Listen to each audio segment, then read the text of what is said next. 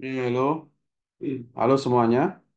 Eh, Pada kesempatan kali ini, saya akan melanjutkan pembahasan materi berikutnya pada perkuliahan database ini mengenai the relational database model. Jadi pada pertemuan sebelumnya, saya sudah membahas mengenai eh, beberapa jenis pemodelan pada database, misalnya adalah hierarchical model, network model, object oriented model maupun entity relationship model. Pada kesempatan kali ini kita akan membahas lebih terperinci mengenai relational database model atau model relasional. Jadi eh, dengan menggunakan relational data model ini, hal ini memungkinkan desainer database itu untuk fokus atau untuk mendedikasikan pada representasi logical dari data dan bagaimana hubungan antar data. Jadi kita fokuskan eh, untuk melihat pada representasi logical dari data, bukan bukan melihat detail physical storage lagi gitu dengan menggunakan eh, model data relasional ini. Jadi dengan menggunakan pemodelan relasional ini atau relational model ini kita bisa melihat database itu sebagai suatu tabel yang bisa dilihat sebagai struktur dua dimensi yang terdiri dari baris dan kolom. Suatu tabel disebut juga sebagai relasi, dan tabel ini berisi sekumpulan kejadian entity yang berelasi satu sama lain. Contohnya misalnya tabel mahasiswa atau tabel siswa itu berisi tentang sekumpulan kejadian entity yang di dalamnya menggambarkan mengenai data mahasiswa. Nah, ada 8 karakteristik relational tabel. Yang pertama adalah bahwa tabel itu bisa dilihat sebagai struktur dua dimensi yang terdiri dari baris dan kolom sebagaimana sudah dijelaskan pada slide sebelumnya. Kemudian yang kedua, masing-masing baris tabel itu menggambarkan suatu kejadian tunggal entity di dalam sekumpulan entity. Jadi masing-masing record itu adalah data yang khas, yang unik, yang berbeda dengan data yang lain. Yang ketiga, masing-masing eh, kolom tabel itu menggambarkan atribut dan masing-masing kolom itu memiliki nama yang berbeda. Yang keempat, eh, masing masing-masing eh, intersection atau irisan antara baris dan kolom itu menggambarkan suatu eh, single data value. Misalnya adalah pada baris keempat kolom mahasiswa itu menggambarkan suatu nilai mahasiswa tertentu, misalnya Robi misalnya. Nah, yang kelima, semua nilai pada kolom itu harus memenuhi format tertentu. Atau kalau di dalam istilah database ini dia harus eh, sesuai dengan tipe data tertentu. Kemudian yang keenam, masing-masing kolom harus memiliki spesifik range yang spesifik, range nilai yang spesifik yang disebut sebagai domain.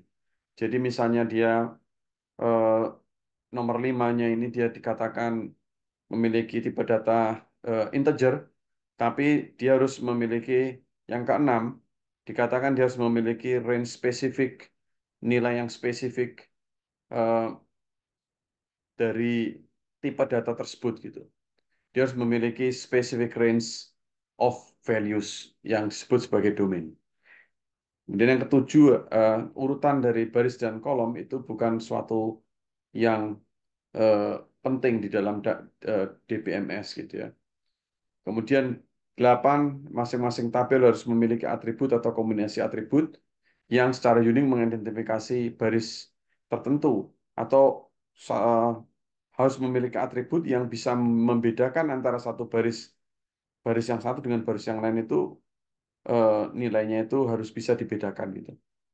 Nah, kita akan membahas 8 karakteristik ini ke dalam atau melalui contoh yang diperlihatkan pada tabel siswa berikut ini atau tabel mahasiswa berikut ini. Jadi pada tabel ini kita bisa tabel mahasiswa ini kita akan melihat bagaimana 8 karakteristik tadi itu eh, bisa dijelaskan berdasarkan pada tabel mahasiswa atau siswa ini. Jadi misalnya kita bisa melihat dari tabel mahasiswa ini kita bisa melihat ada 8 baris dan ada 12 kolom, ya.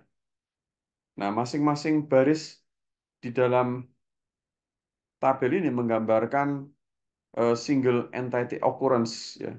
Jadi misalnya baris keempat menggambarkan student yang namanya adalah Walter Oblonsky. Dan kalau keseluruhannya kita tahu, sebagaimana sudah saya jelaskan, dia memiliki 8 baris. Tapi baris keempat itu adalah data yang terkait dengan mahasiswa bernama Walter Oblonsky tadi. Kemudian masing-masing kolom merepresentasikan atribut, tadi sudah dijelaskan, dan masing-masing kolom itu harus memiliki nama kolom yang berbeda.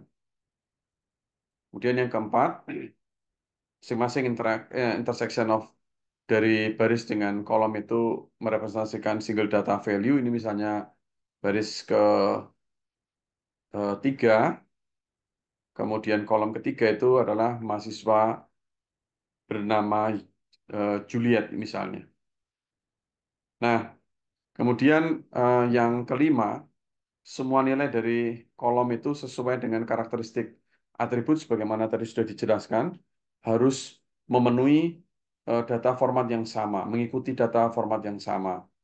Misalnya eh, kolom tentang student GPA itu hanya berisi atau hanya membahas atau hanya terkait mengenai GPA saja gitu ya. Dan dia harus memenuhi tipe data tertentu. Nah, kita membahas tipe data itu ada beberapa macam, meskipun berbagai DBMS ini memiliki tipe data yang berbeda-beda, tapi dia memiliki mensupport beberapa contoh tipe data berikut ini. Misalnya adalah tipe data numerik. Jadi, eh, kalau tipe data numerik itu digunakan untuk pemrosesan aritmatika, ya. Contohnya student hours dan student GPA itu adalah numerik atribut karena eh, nanti akan digunakan untuk pemrosesan aritmatika. Misalnya student GPA itu bisa dihitung dari salah satunya dari hours dan dari eh, nilai seorang mahasiswa kemudian dikalikan dan dibagi dengan keseluruhan SKS atau hours di sini ya menghasilkan suatu yang disebut sebagai GPA sehingga eh, student hours dan student GPA itu tipe datanya harus numerik. Kemudian juga ada tipe data namanya karakter. Jadi tipe data karakter ini eh, tidak dimaksudkan atau not intended for mathematical manipulation. Misalnya student class dan student phone itu adalah data yang memang tidak untuk dilakukan perhitungan terhadapnya sehingga disebut atribut karakter ya. Dia bukan numerik. Kemudian berikutnya tanggal ya. Atribut tanggal itu berisi eh, data mengenai tanggal dalam format tertentu. Misalnya dikenal sebagai Julian date format. Misalnya contoh dari tanggal ini adalah student date of birth, atribut tentang tanggal ini. Contoh contoh atribut yang berisi data tanggal, misalnya adalah student date of birth. Kemudian tipe data lain adalah tipe data logical. Logical data itu nilainya kalau nggak benar atau itu salah. Misalnya eh, student transfer ya, atribut student transfer itu adalah atribut yang dia tipe datanya logical ya, dia false atau yes atau no, true atau false. Kemudian yang keenam, kolom itu range nilai kolom itu harus memenuhi nilai yang diperbolehkan ya, yang disebut sebagai domain ya. Misalnya GPA, student GPA atau IPK mahasiswa itu nilainya antara 0 sampai 4 ya. Sehingga domainnya ada dapat ditulis di sini 0,4 ya karena kalau GPA itu 0 sampai 4 ya. Tentunya ini GPA 0 sampai 4 ini berlaku untuk untuk universitas di Indonesia atau universitas lain yang menggunakan sistem ini. Bisa saja universitas tidak menggunakan sistem ini, misalnya universitas di Eropa, misalnya dia tidak menggunakan perhitungan angka GPA itu bukan angkanya bukan 0 sampai 4 bukan ya. Dan mana yang terbaik kalau di GPA 0 sampai 4 ini kan paling baik 4 ya. Kemudian kalau di Eropa justru yang paling baik adalah angka 1 misalnya. Jadi ada perbedaan perbedaan apa makna nilai GPA bergantung dari universitas yang apa bergantung pada policy universitas ya universitas. Kemudian tadi sudah jelas nomor 7, kemudian nomor 8 masing-masing tabel itu harus memiliki atribut atau kombinasi atribut yang membedakan antara nilai baris tertentu dengan baris lain, itu namanya primary key.